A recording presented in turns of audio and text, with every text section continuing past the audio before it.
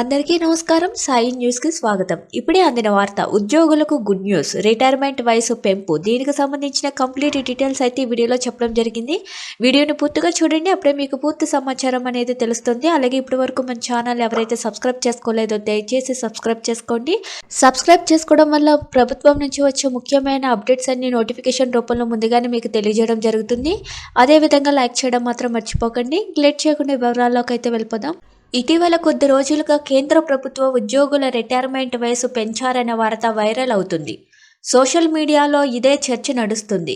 కేంద్ర ప్రభుత్వం పదవీ విరామణ వయసుని 60 నుంచి 62 ఏళ్లకు పెంచిందనే వార్త గట్టిగా ప్రచారం అవుతుంది.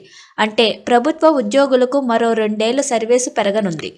అయితే ఈ వార్త ఎంతవరకు నిజమనేది ఫ్యాక్ట్ చెక్ చేసినప్పుడు అంతా అవాస్తవమని తేలింది. రిటైర్మెంట్ వయసు పెంచే విషయంలో కేంద్ర ప్రభుత్వం ఎలాంటి నిర్ణయం తీసుకోలేదని తెలిసింది.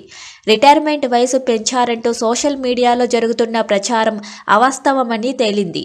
వాస్తవానికి ఇలా ప్రచారం జరగడం ఇది తొలిసారి కాదు. గతంలో కూడా ఇలా ప్రచారమైనప్పుడు అసలు అలాంటి ప్రతిపాదనే లేదని కేంద్ర ప్రభుత్వం తెలిపింది. కేంద్ర ప్రభుత్వ ఉద్యోగుల రిటైర్మెంట్ వయసును మరో 2 ఏళ్లు పెంచి 62 ఏళ్లు చేశారని కేంద్ర కేబినెట్లోని ఈ విషయమైన నిర్ణయం తీసుకున్నారని ప్రచారం జరుగుతుంది. ఈ కొత్త ఆదేశాలు 2025 ఏప్రిల్ 1 నుంచి అమల్లోకి వస్తాయనే ప్రచారం సాగింది.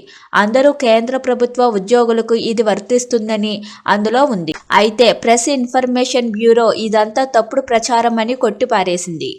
పిఐబి ఫ్యాక్ట్ చెక్లోని ఇదంతా అబద్ధమని తేలింది.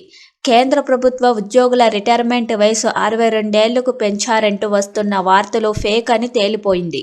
అసలు ప్రభుత్వం వద్ద అలాంటి ప్రతిపాదనే లేదని తేలింది. ఈ విషయమై గత ఏడాది పార్లమెంటు సమావేశాల్లో కేంద్ర మంత్రి డాక్టర్ జితేంద్ర సింగ్ స్పష్టత ఇచ్చారు. రిటైర్మెంట్ వయసు పెంచే ఆలోచన లేదని తెలిపారు. Thank you for watching this video.